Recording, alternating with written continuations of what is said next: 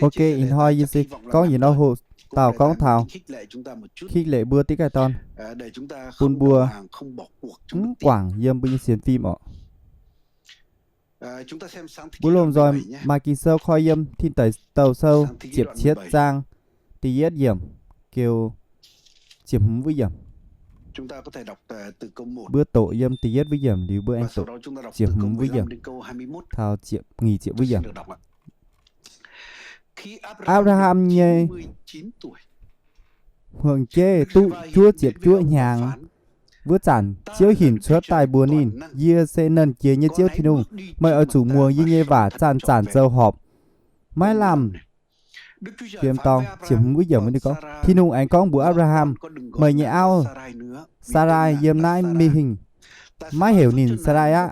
oi chủ hiểu Sala dì oi chơi phu punin chúng oi punin dùng tàu ton punin dì oi chơi phu punin